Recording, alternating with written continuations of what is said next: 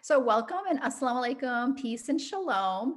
While we're getting started, just some logistics about Zoom. There's a chat box on the bottom, and we really love to build community as we get started. In the chat box, if you could just say your first name and last name if you're comfortable, what organization you're from, and what city you're calling in from. So my name is Dilnaz Waraj. I'm a co-facilitator tonight. I'm from the Muslim Community Center Interfaith and Outreach Committee. Bismillah ar-Rahman ar-Rahim, in the name of God, the Beneficent, the Merciful.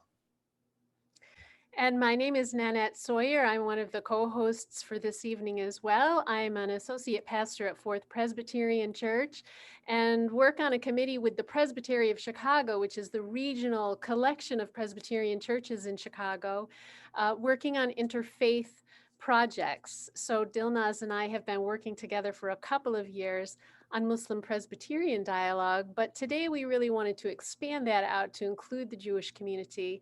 And so we're delighted to make it a more broad interfaith event this evening.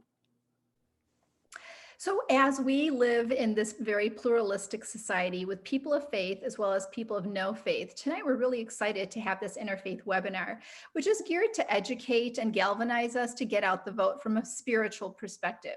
So our elections are only 14 days away from tonight. Our spiritual leaders tonight will really speak about scripture, theology, and faith traditions, and why civic engagement is a faithful act.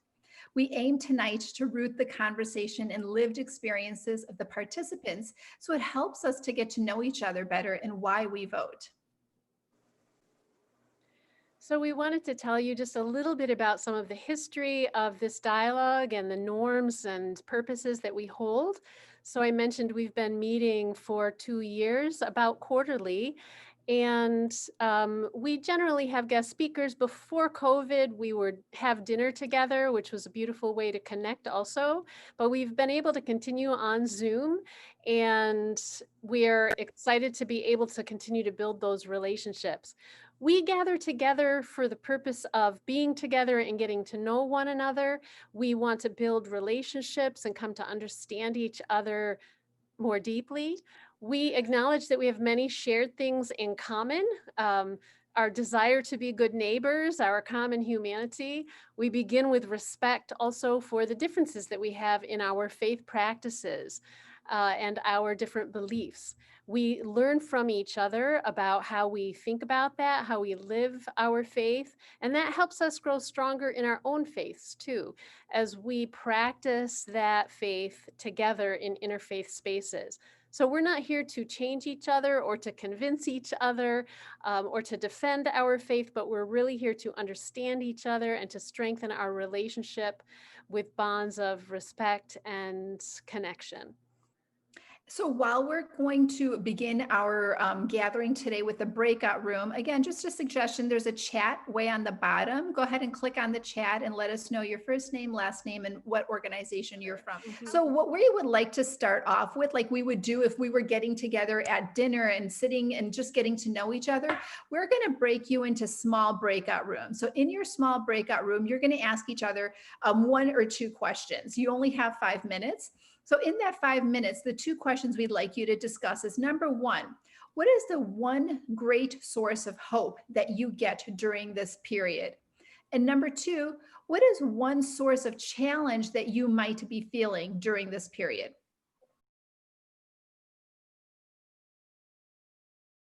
Excellent. Welcome back, everyone. Yeah, you guys are all back. And if you can see in our chat, we've got some awesome people from various areas. We've got some from Milwaukee. We have Dali from the graduate program. We've got E. Williams from the Shalom. We have Fourth Presbyterian Mario. We have Anjum Ali from the Muslim Community Center. Jean Anderson from Fourth Presbyterian. Vessel from California. We've got someone from California. How cool is that? Someone from Tinley Park. So it's awesome. We've got a really nice, diverse group of people. So we're hoping this small breakout room just started the conversation. So we're kind of marinating in how, there's various people in this webinar and how we can learn from each other. So what we're going to do now is go ahead and start learning from our spiritual leaders. We have Professor Najeeba Syeed. She's going to start off, and then we have Rabbi Sam Gordon, and then we have Reverend Adam Malak. Each one of our speakers will speak for 12 minutes. And I will put their bio in the chat box, so you'll learn a lot about them. But we're very fortunate to have Professor Najeeba Syeed, who's a JD and is an associate professor of Muslim and interreligious studies at the Chicago Theological Seminary. And she's a director at Bayat Rahma, a Center for Muslim Healing Justice. And then we have Rabbi Sam Gordon, who leads Sukkat Shalom in Wilmette, Illinois. He's a graduate of the University of Pittsburgh and was ordained at the Hebrew Union College, Jewish Institute of Religion in 1980.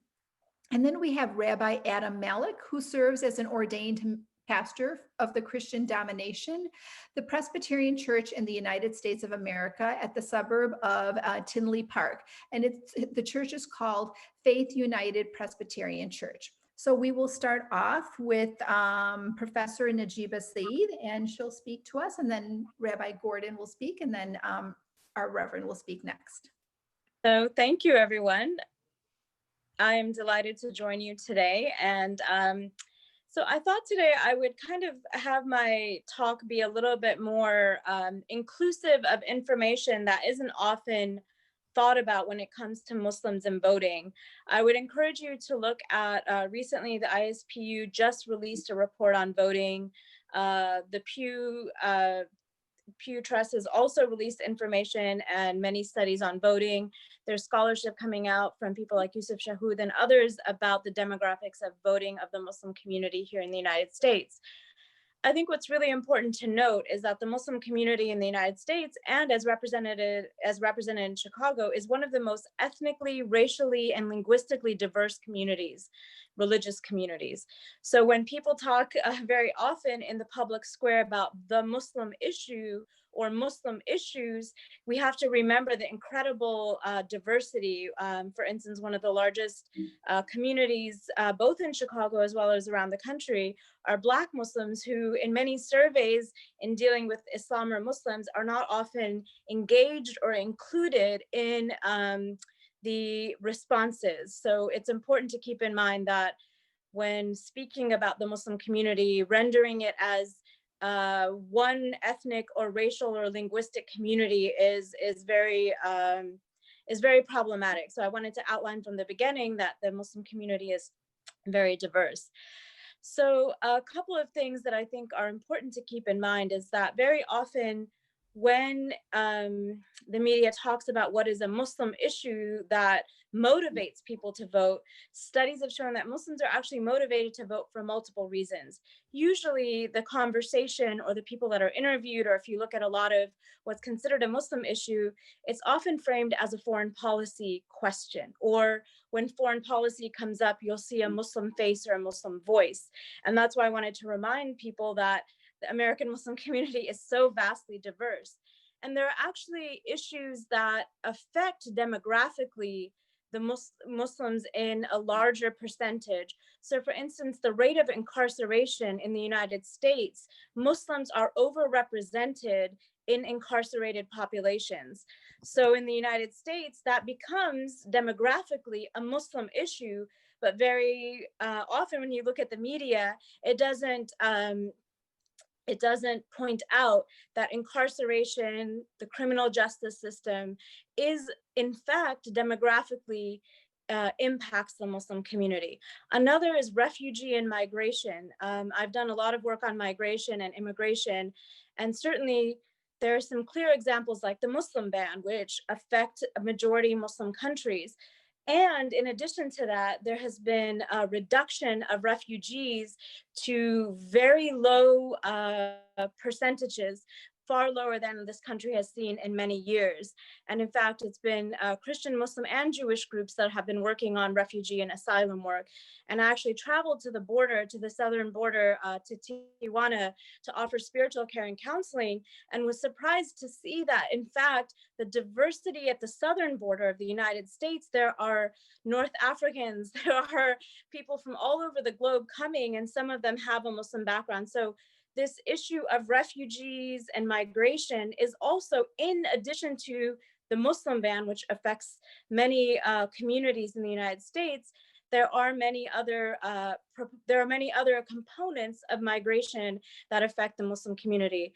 The other one that isn't often recognized as a disproportionately sort of an issue that affects Muslims in the United States is the rights of workers.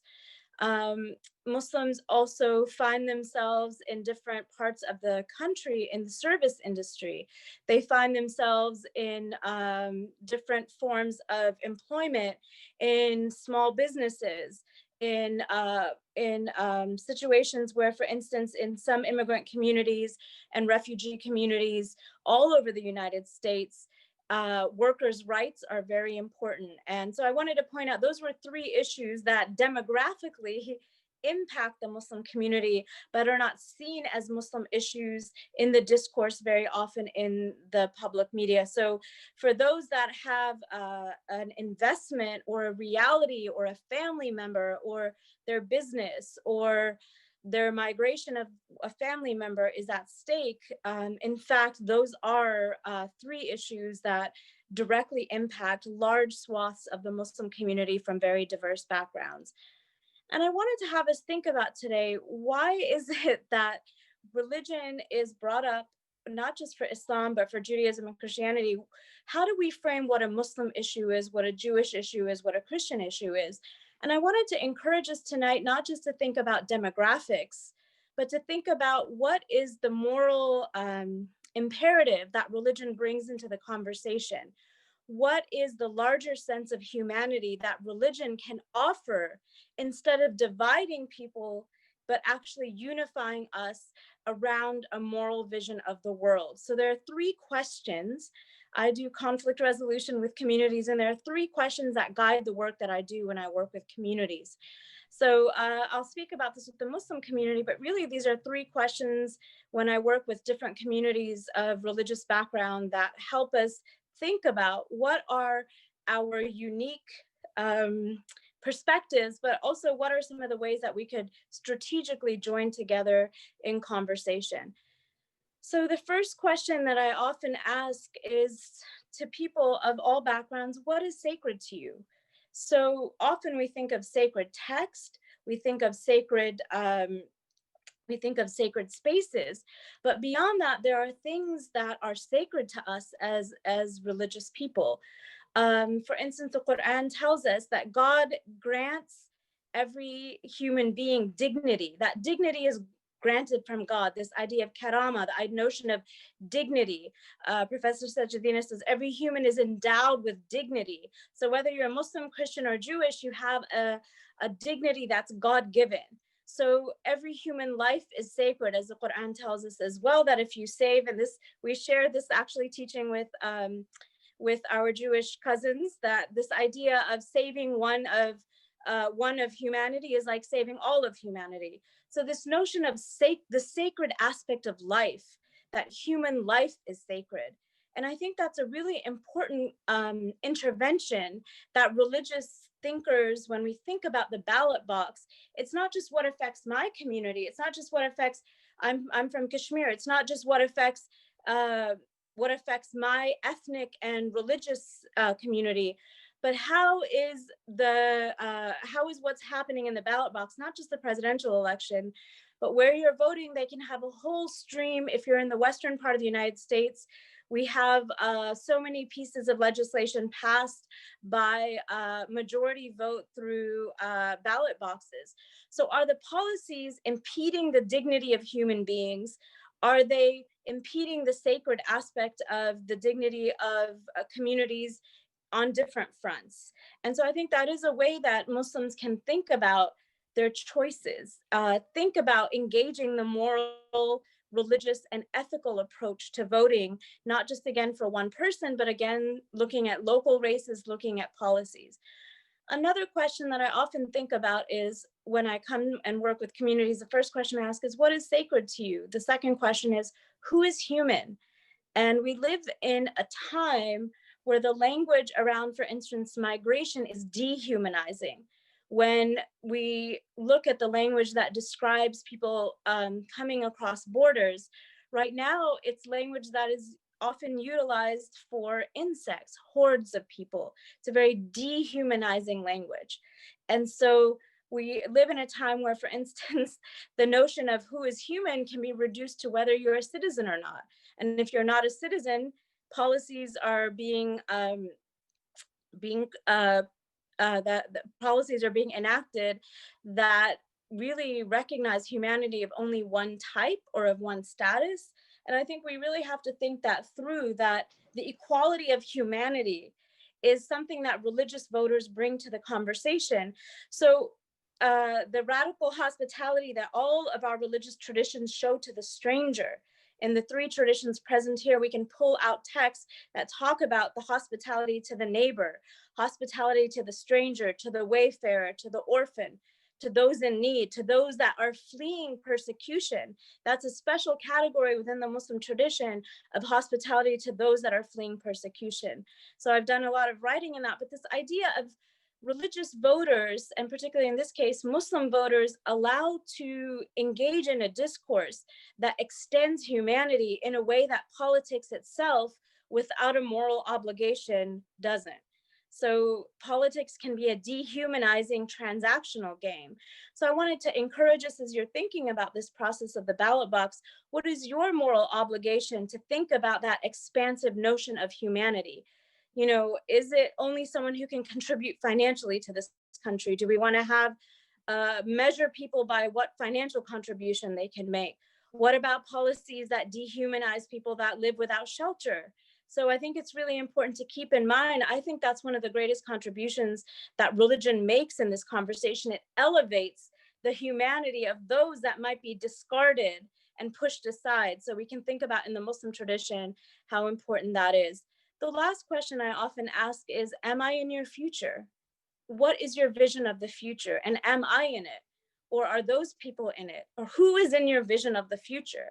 And I think when we think about voting, when we think about the ballot box, and even perhaps if you're thinking of running for office, what is really important is that religious voters and those that bring a religious sensibility to this conversation often think about the future in a way that is not transactional when you just come to vote without a moral sense or a moral obligation. So for instance, in the Muslim tradition, Prophet Muhammad tells us in multiple sayings that we have to guard the rights of children, that we have to be careful of the rights of children. Because if you think about in this country, we're only, you get the right to vote at 18. So your children, my children, and this idea of children and the idea of guarding the rights of children, it's not only children of my tradition, but it's this notion of thinking of the future.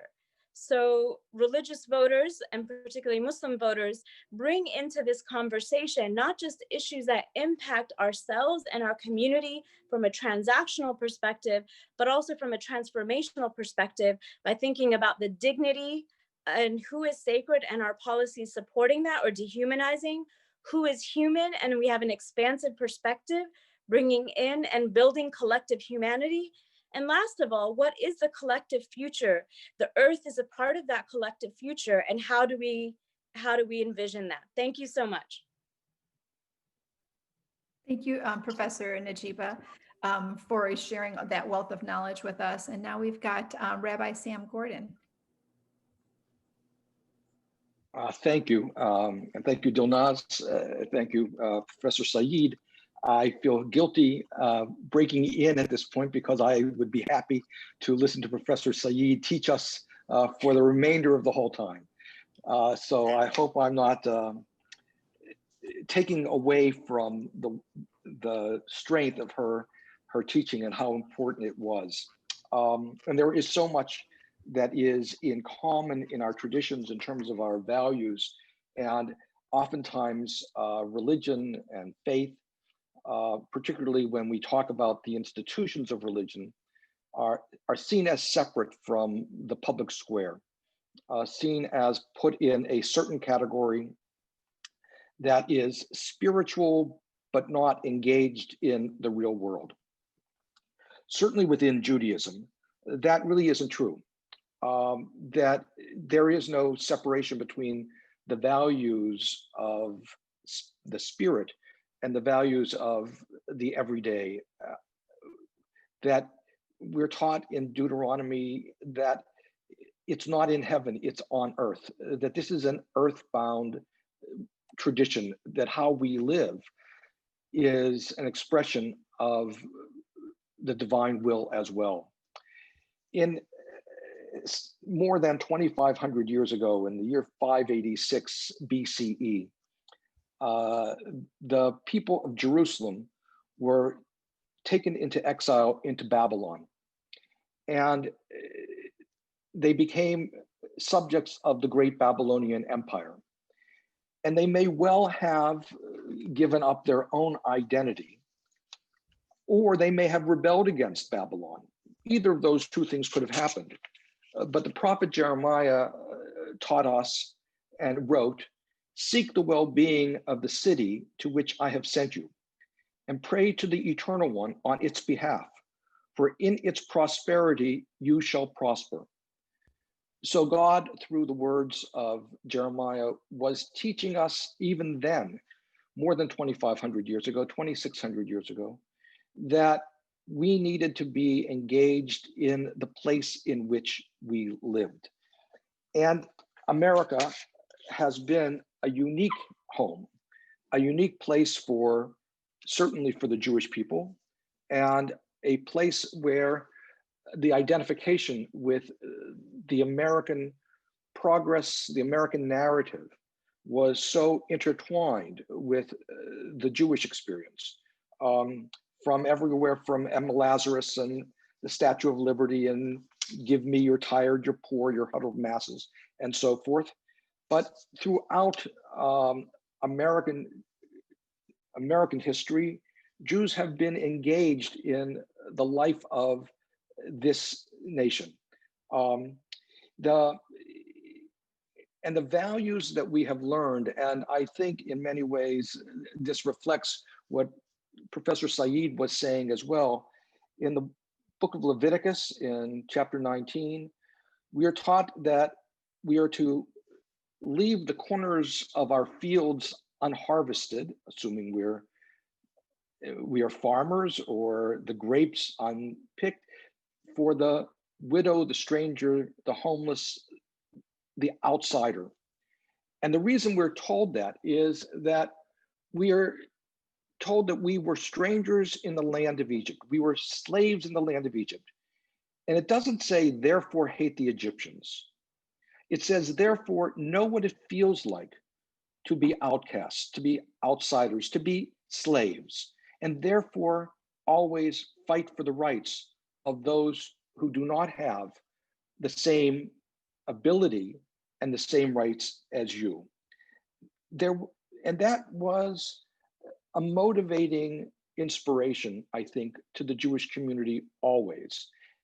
But it became manifest and more available in America, where the ability to participate in the public square was greater than I think the Jews have ever experienced anywhere else.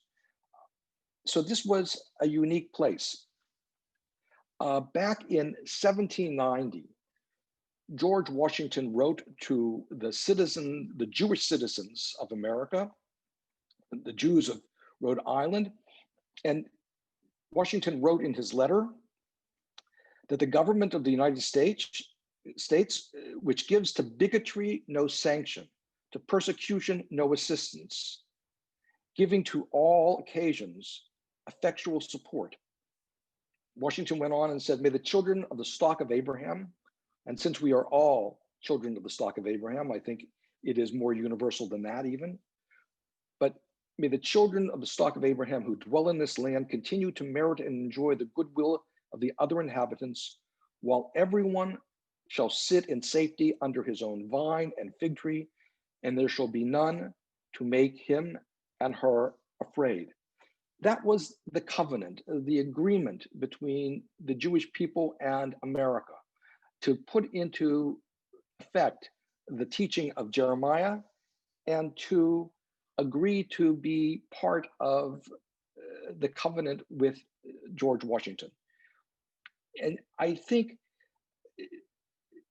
engagement has been so important in the history of Jews in America, in the labor movement, in civil rights, in the environment, in the women's movement, back to the Triangle Shirtwaist Factory fire in the beginning of the 20th century that gave rise in many ways to the labor movement, to the fight against child labor, to women's rights, and to times that are far more present to us, knowing that after Charlottesville, where neo-Nazis marched through the streets carrying torches and saying, Jews will not replace us, and to the terrible massacres that we've seen in churches and in mosques and at the Sikh temple in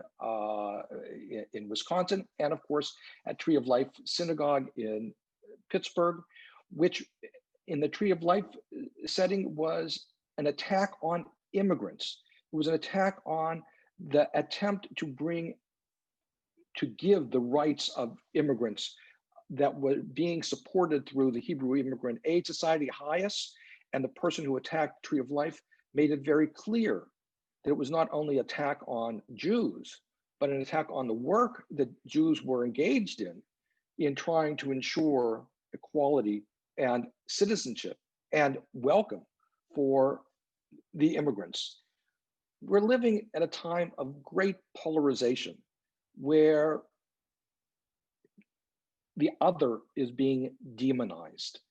And I think it really is important that, as Professor Syeed said, this understanding that we have, that we are all created in the image of God, that we are all containers of the breath of God, that in creating human out of earth, God breathed into the human the breath of God, and we contain that breath. And when we want to discover the eternal one, we have to look into each other. And that looking into each other is not a question of one's color or religion or origin, but of the humanity of each of us. It so happens that in the United States, the way in which we are best able to express our political views and our social justice commitment is through the ballot box, is through voting. The reform movement, which represents only a part of the Jewish community of America, but the reform movement, the Religious Action Center, and if you want, you can go to racrac.org, has a program called Every Voice, Every Vote. That is the Reform Civic Engagement component, campaign, I'm sorry, the Reform Civic Engagement campaign. But interestingly, it's not merely from the liberal movements of the Jewish community. The most Orthodox setting, one of the great rabbis of the Orthodox community, who was the ultimate judge for the Orthodox community, wrote in 1984 that it is incumbent, and this is a legal opinion, it is incumbent upon each Jewish citizen to participate in the democratic system which guards the freedoms we enjoy. The most fundamental responsibility incumbent on each individual is to register and to vote. So the Jewish community is not an ascetic religion at all.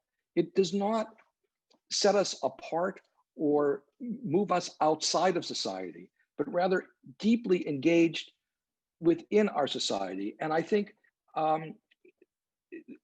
this time this moment in history when, without being partisan in terms of politics, but knowing that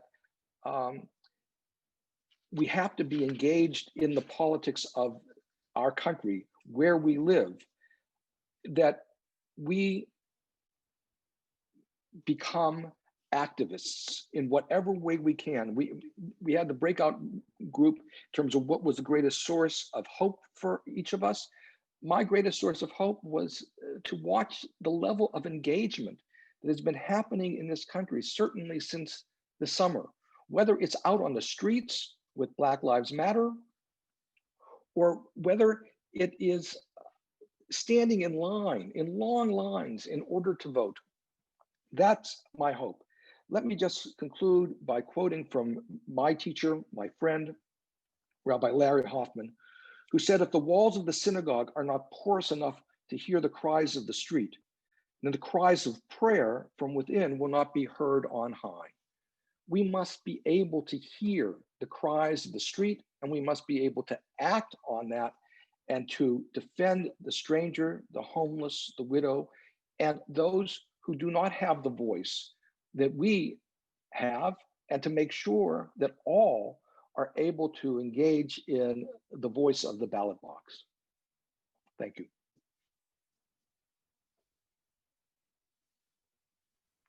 Thank you, Rabbi Sam Gordon. And now we have Reverend Adam Malak. Thank you so much.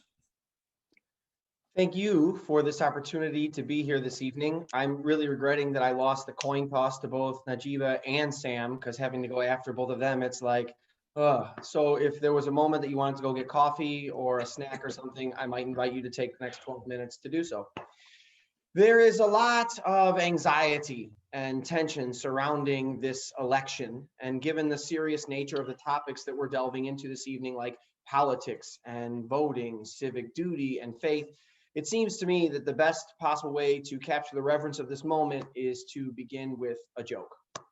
A faithfully regular voter approaches the election judge on election day and is looking confused. And the election judge says, well, can I help you in some way? And they say, yes, I wanted to check to see if my spouse had voted already. And the election judge says, I'm sorry, we can't share that information.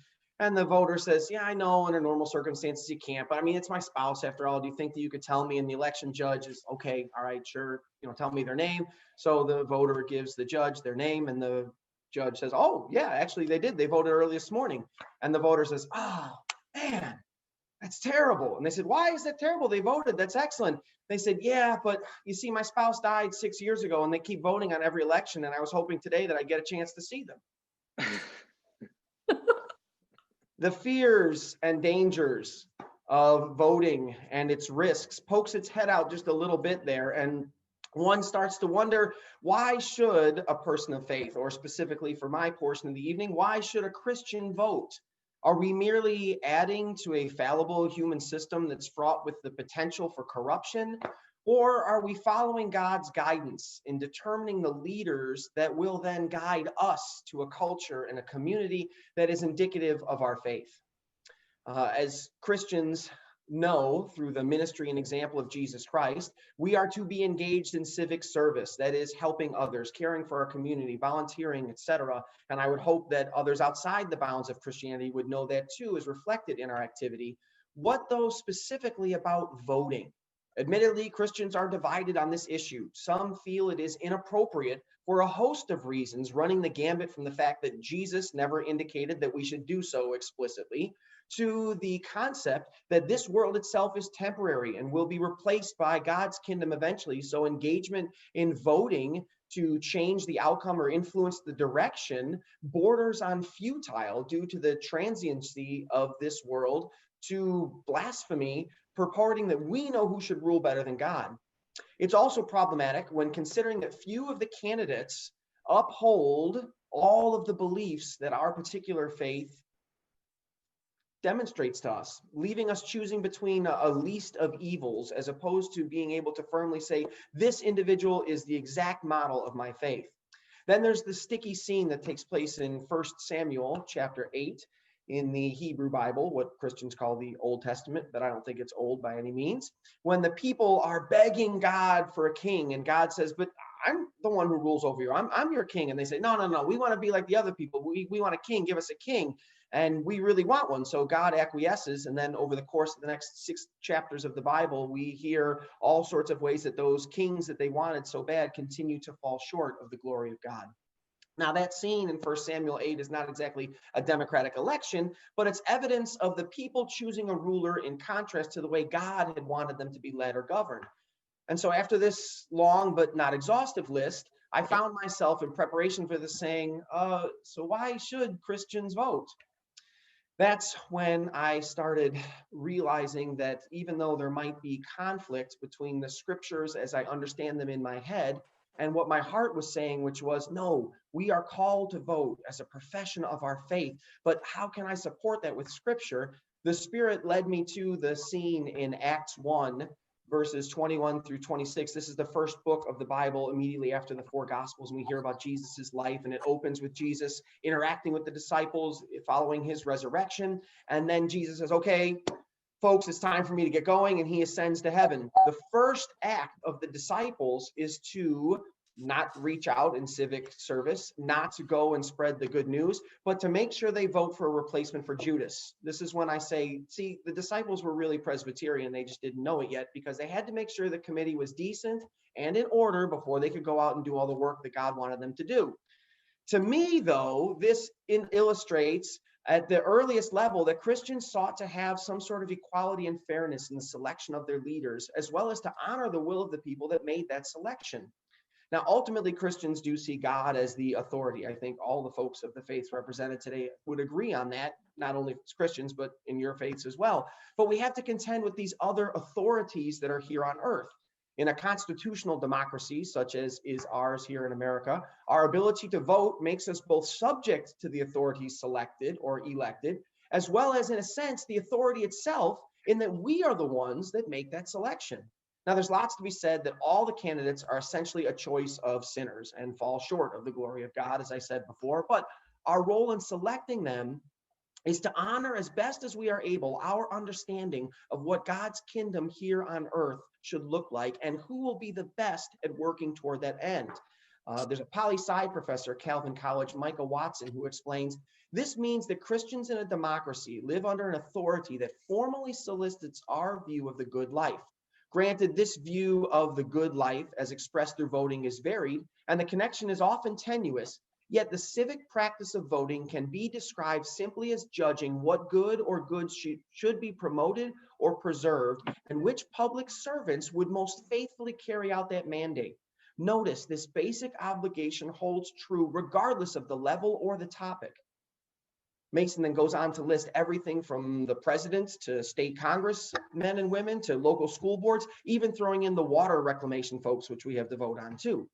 It seems to indicate at least a surface reading of what Jesus teaches in Matthew chapter 22, verse 21 and surrounding, when he's holding a coin of the realm in his hand and he says, whose name is on this? And they say Caesar's. And Jesus says, well, give to Caesar that which is Caesar and give to God what belongs to God. Now, while this has much deeper meaning than what I'm about to say, it does point a little bit about the fact that when we are citizens of a particular area, we should participate in the way that that area is governed. The system that we are in posits voting as the means for selecting our leaders. So as Christians then, we are to give what is Caesar's and participate in the process and vote.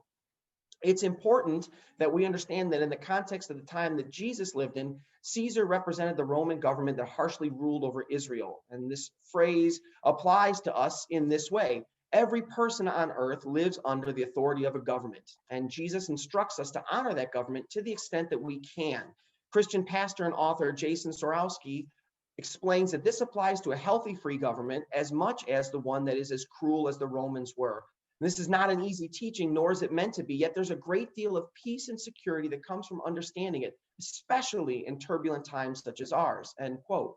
The underlying criticism is that everything belongs to God, and this is ultimately what a careful reading of Jesus' teaching from Matthew can reveal to us, but suffices to say, for today's purpose, this is the world we live in and the system that we have. While remembering we are ultimately citizens of heaven, here on earth, we're called to vote in this place for the betterment of this place, according to our understanding of God's vision for it. Now, this goes back to my earlier effort that began by my reflections regarding Christians' commitment to contribute to the common good. Activism, community service, even legislative reform all work to that end, but so too does the practice of voting. In determining who will lead these aforementioned aspects of our society, we are able to give voice and power to those we feel best emulate our faith values, which we are compelled by our God to live in our own lives, and thus are able to extend to the broader society in which we live, to the extent, of course, that those elected live up to the faith-related ideals for which we elected them in the first place. I think Christians are so divided on this issue because of the danger surrounding it, of putting our faith in the elected instead of the elector, that is God. We must remember that through voting, we are making our voices heard, but we have to trust that God will work it toward the good.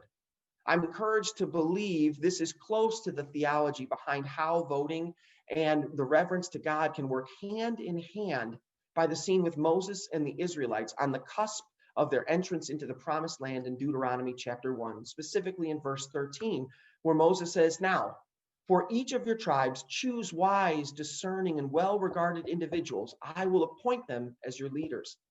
Sounds like a good system that can have good results. However, if you ask Jonah about voting, you might get a very different perspective, one that's a little more cautious when it comes to accepting the results. After all, it was voting that got him cast into the belly of a big fish overside of the boat. So what is our civic duty according to the Christian scripture? Was there a system like this back in Jesus's time? Not really. Would Jesus himself have voted? I'm not sure. But the brilliance of Jesus's teaching and ministry is that he found ways to work within the existing system and transform it for God's purpose. Voting is an avenue that not only allows that, but also empowers it. So people of faith need to remember the core beliefs of their faith tradition. They need to vote and then work to make sure that that vote brings about God's good plan, praying as we cast our ballot, just as Jesus taught us to pray, "Thy kingdom come, thy will be done." Thank you for this opportunity this evening. Thank you so much, Pastor Adam and Professor Syeed and Rabbi Gordon. Wow, such learning and you have offered to us. So thank you for getting us started on that. We do have a few moments now for some questions, and I believe some questions may have been put into the chat box. So I'm going to go ahead and put our speakers up here on the screen and have a little conversation with them before we break into small groups for a little more conversation. So we do have two questions, and before those two questions, it's always like wonderful to hear from our learned scholars and hear what thoughts they have for each other. So we're just going to pose a question to each one of you. So do you, Professor Najeeba or Reverend Adam or Rabbi Sam have a question for another speaker that spoke tonight? Sure. I think my question was for Reverend Adam that just spoke. I think that part of what I'm hearing from you is that we're no longer just in a state of civic engagement, but we are in a time of a mandate for civic accountability, for holding our public officials accountable.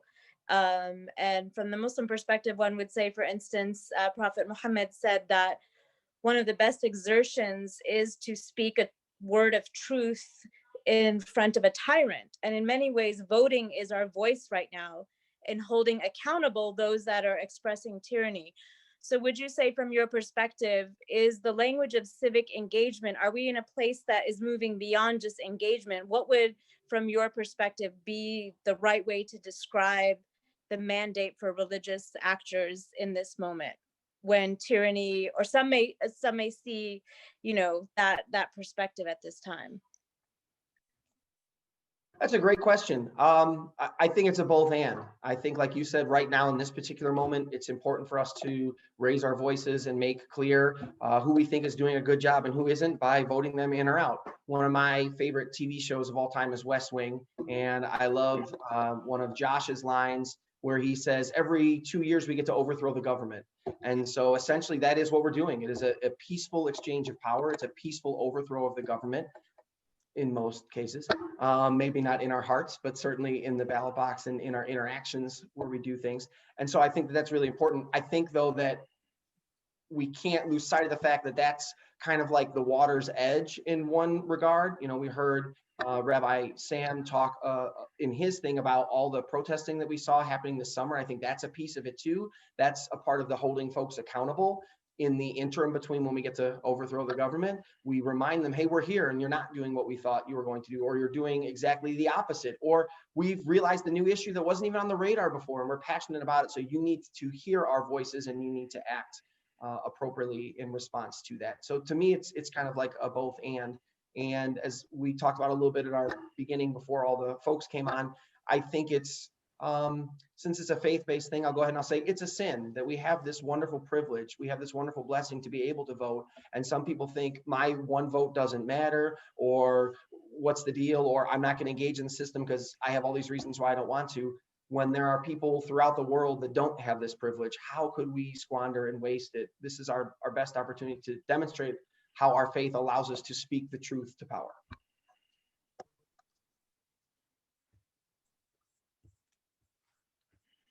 So do one of our speakers have another question for another person on our panel? Well, I don't know if this is a question, but it is something that I think Reverend Malak brought up and stimulated a thought in me, in that particularly in the Protestant American world, there was an assumption, and I think an erroneous assumption, that the Protestant world, particularly from the evangelical section, really only got started being engaged in politics in the 70s and maybe the 80s. But if we look back at the great movements of American politics, whether it's abolition or even temperance, however you want to view that, positively or negatively, but certainly Dr. King, or so many, or the anti-Vietnam movement, one cannot imagine any of those movements happening without the engagement of religious voices. Whether it's Dr. King, Abraham Joshua Heschel, Rabbi Heschel, those were key voices leading America. I think we have to go beyond just the vote. I certainly want everyone on this call, on this Zoom discussion, to be voting. But I think we also have to be engaged in ensuring the vote for all those who are voting, to making sure that the votes count, that people are able to get to the polls, that people are not stopped or intimidated, and that there's a lot of work to be done that goes beyond just putting your ballot in the ballot box. There's a lot of work right now between now and November 3rd to ensure that the American vote is guaranteed for everyone who wants it, and is safe and secure. And I think that also is part of our call to civic engagement. So that's a great segue into one of our questions, Rabbi Sam. And it's also really important that we not just tell our neighbors and our colleagues, oh, make sure you vote, but really ask, what strategy are you going to use to vote this year? Are you mailing in? Are you personally going to your courthouse? Where are you going? Who are you going with? So these are conversations that we should be having at the dinner table, conversations that we're having at Zoom. Next time you get on your work call, instead of just asking, asking who are you voting for, or are you voting? Let's make sure we ask, when are you going to vote? And who are you going to the, personally when you go and vote? So these are great questions. So one of the questions that we did have is, Anne Marie asked the question, I'm concerned about voter suppression, particularly with respect to visual cues. So do any of the speakers have strategies of, there might be people that are people of color that might be stopped and have asked double or triple the amount of documentation, or it could be a Muslim woman wearing a hijab that might be for some reason not having an ability to vote. So any of the speakers have any type of information on how this voter suppression can be documented, and also making sure we have law enforcement there when something like this happens? I think religious leaders, faith leaders, spiritual leaders have a certain level of credibility, not to everyone, but to represent some level of authority. And the first thing is that it may be a little late at this point for the training that needs to be done.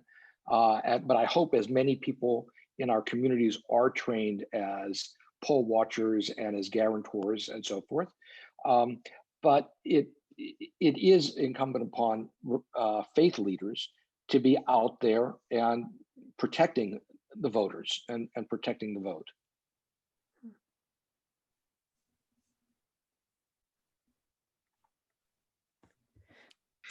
So I'll go Yeah, Professor Syeed, I see you beginning to speak. Go right ahead.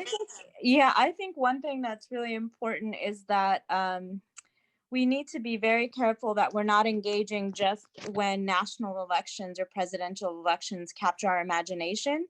So I think of Allah yarhamuhu, he's passed away, Imam Warithdin Muhammad, and he developed this idea that I talk about in my work, and from his example, this theology of neighborliness. And he, he has a big impact in Chicago. He's passed away. But this idea that the way that you build a community of accountability, and even on voter suppression, these are very local practices, local impact around whether people are filling out their census, have access to census.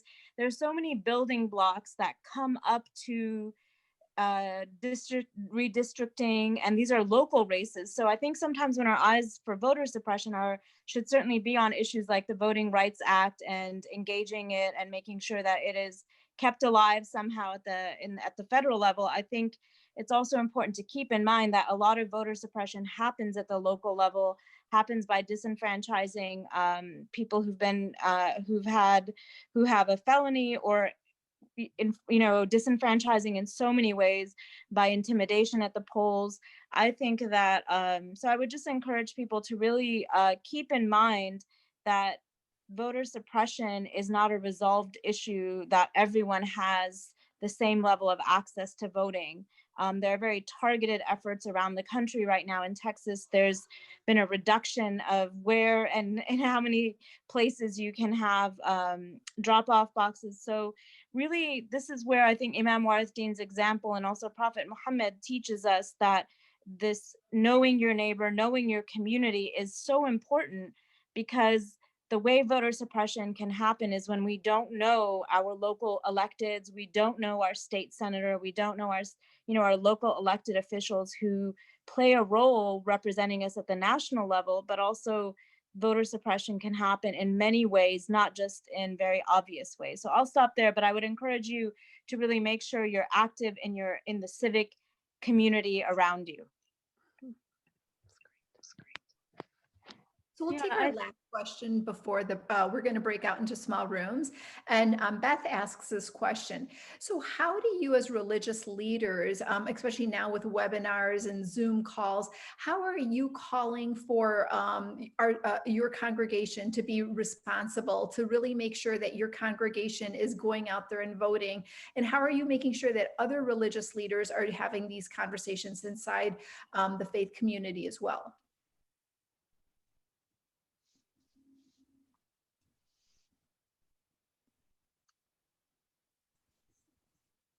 As I said, we've relied on our national organization, the Religious Action Center in Washington, D.C., and their Every Voice, Every Vote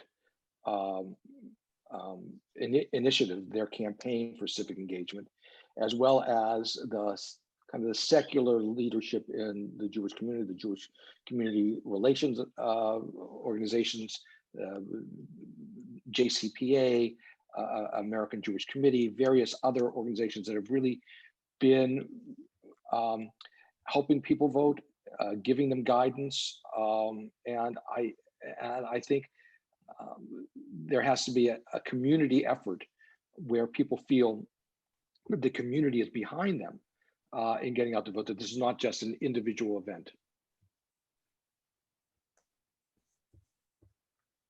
Adam, how do you talk about that in your congregation? Carefully. I serve a congregation that has a wide spectrum of political beliefs and a wide spectrum of theological beliefs regarding how politics should be discussed from the proverbial pulpit, that little stand that we get to talk from every Sunday. I was told multiple times, I don't want to hear politics from my pulpit. And I said, well, then I'm going to disappoint you, because when I preach from the gospel, Jesus was very political. What Jesus was not was partisan in the sense of he was a Republican or a Democrat. I think if you talked to the authorities at which he was pushing back, they might have said, yeah, he was a little partisan against us, but I digress. I think it's important that I say to them that part of what we do is engage in this dialogue, and we talk about the importance of how we espouse our Christian values through our engagement in our civic roles. And I think that voter suppression is both an active, as we heard described by the other speakers this evening, as well as a passive thing. I think voter suppression can sometimes be self-imposed. We get a lot of encouragement to vote in a presidential election year, but there are all sorts of other elections that are happening throughout the year. And I think we can all agree that like 90% of the governing that affects our daily lives takes place in those little elections, like the school boards, that none of us pay much attention to, let alone take time to vet or research the candidates that are then going to be teaching our future voters, which are our children, right? And so I think it's important that we find ways to say, though we might not agree about how we vote or the things that inform the way we choose who we're going to vote for, as Christians, it's important for us to say we have to be engaged. There's a long history starting all the way back with Jesus and going before him too, with the other prophets throughout scripture that said, when there's something that's not right, you have to talk about it, you have to be engaged. And so I was joking when I said carefully, but I wasn't joking when I said carefully, because I have to find a way to diffuse that tension around who is he voting for, and what's he going to tell us should inform who we should vote for then too. But instead I say we can disagree about those sorts of specifics, but we have to encourage each other to be engaged and not allow ourselves to be apathetic. Yes, thank you. Thank you so much for those perspectives. I think now we're ready to go into some small groups and continue the conversation.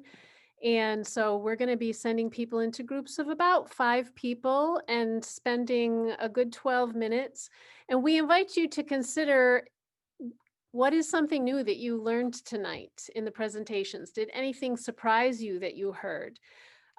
What's a question that you have for a person of another faith in your small group? And talk about how we live our faith, how we experience the teachings that we've heard tonight, how we may already embody that in our lives, or how we might want to adapt our behavior based on what we've been learning here tonight. So this is an opportunity for you to kind of take it in more deeply, talk it out in a small group, and then we'll come back together to share a few remarks and learnings back in the large group.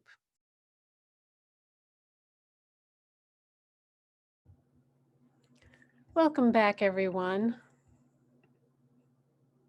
So welcome back, everyone. I hope you guys had some nice conversations with your small group.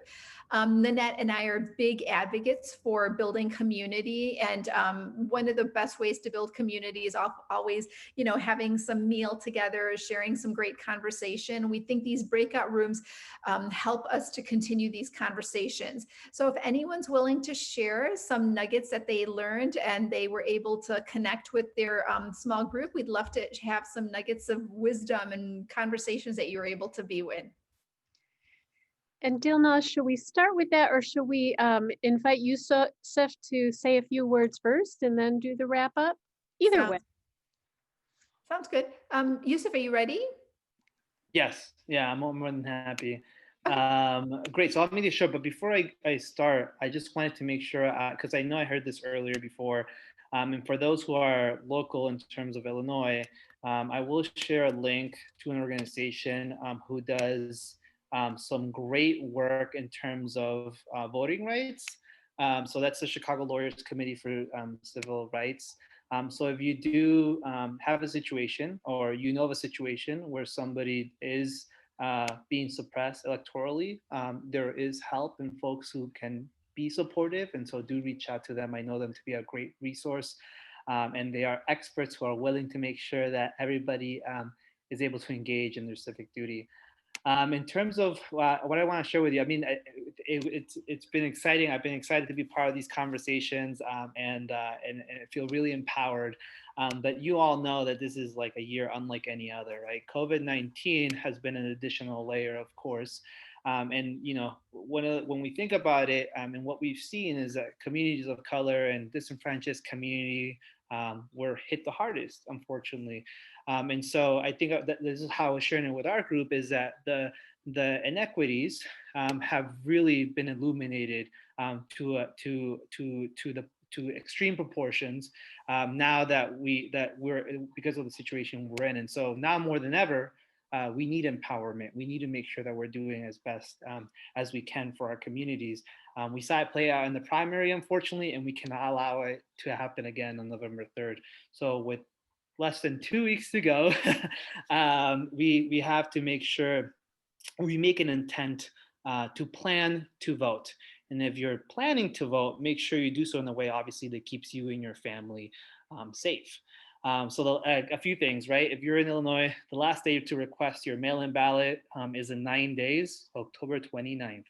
If you instead want to vote early, you can, at all counties, you're able to do so if you visit your early voting location, which you can find online. So that whether it is voting by mail or early voting, make sure you make your voice heard. As part of the Illinois Muslim Civic Coalition, which we do a lot of empowerment work electorally, and making sure that folks, if they need help registering to vote, if they need help in terms of finding their early polling location or filling out their vote by mail, we're happy to help. And so I'm just going to quickly just share a link. But if folks know of someone or they themselves need help in terms of folks who are in Illinois, feel free to fill that out. And one of our team members will definitely reach out and make sure that we are empowering you to the polls. But again, do make sure you plan to vote and do so not just for yourself, but for those in your community and around you. Yusuf, can I just make a quick comment? Please. I think it's really important, based on what we all shared this evening, to spread the word. And I think probably those on this Zoom are, part of the choir. Yes. But I think it's super, super important for every single one of us to reach out to our networks and our spheres of influence and relationships to spread the word. And that's, I want to make sure that I said that. Absolutely. Thank you so much, Anne Marie.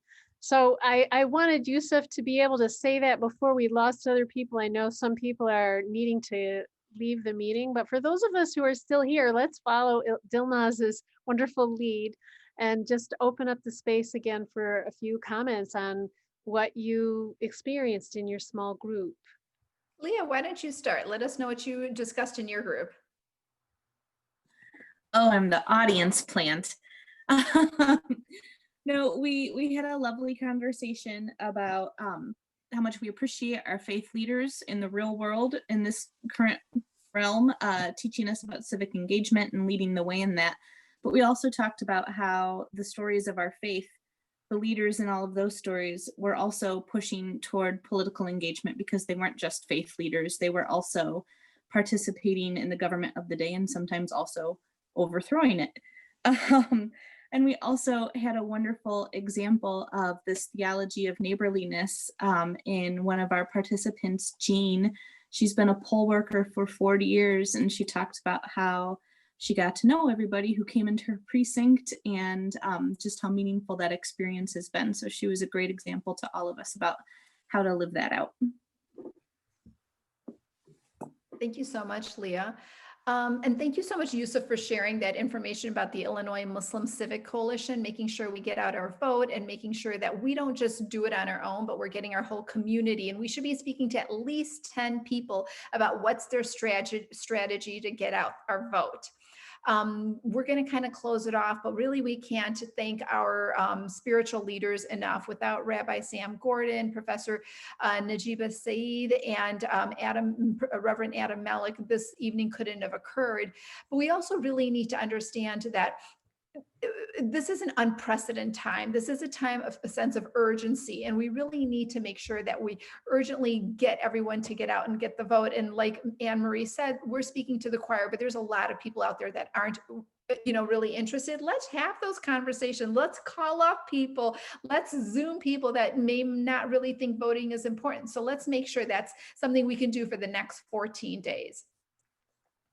Absolutely. Thank you for that great reminder, Dilnaz. And so we will continue to try to be creative about how we may continue to have these gatherings in the future. And we will keep on planning to do that at least quarterly. We love being able to get together with each other and to get to know our neighbors further and to take up really important issues, issues of our day. So thank you so much for being here. And as we close, is that all, Dilnaz? Anything else before we close? So we do have a recording. I know MCC will put this up on the recording, so you can go to mccchicago.org, and we will send it out to all of our speakers, and our speakers hopefully will also send it out to their congregation, because it was really something important that we need to spread out. And I will do a closing prayer, and then Nanette, would you like to also do a closing prayer as well? Sure. So one of the closing prayers I'd like to end with is a surah, a chapter of the Quran, which is called Al-Asr, which is by time. So by time, indeed, mankind is in loss, except for those who have believed and done righteous deeds and advised each other to truth and advised each other to patience. Bismillah ar-Rahman ar-Rahim. In the name of God, the Beneficent, the Merciful. Wal Asr. Innal insana lafi kusr. إلا الذين آمنوا عملوا الصالحات وتواصوا بالحق وتواصوا بالصبر. This prayer just reminds us how important time is and how important each one of our time is, each together. Wonderful. And I would offer a benediction, a blessing that I may offer in my faith community, but I just pray that as you leave this place, you will go out and feel the grace and strength and love of God surrounding you and supporting you and motivating you to share that grace and love of God with all your neighbors, all those whom you encounter in this world. Go in peace. Good evening. Thank you so much, everyone. Thanks so much. This was great. I'm flattered that and honored and humbled that you would let me be a part of it, especially with Rabbi and Professor. They were both brilliant folks, and I was happy to share this moment with you all. Thank you. It was great to meet all of you. Have a good night. Great meeting you. Great, Thank wonderful meeting you. Yeah. And I hope you have a safe and sound voting experience. Yes. Everyone, please stay safe and healthy. Yes. And during this time, and thank you so much for organizing it and for bringing us together. Have a lovely evening, everyone. Thank Stay you, everyone. safe and Thank stay you. well.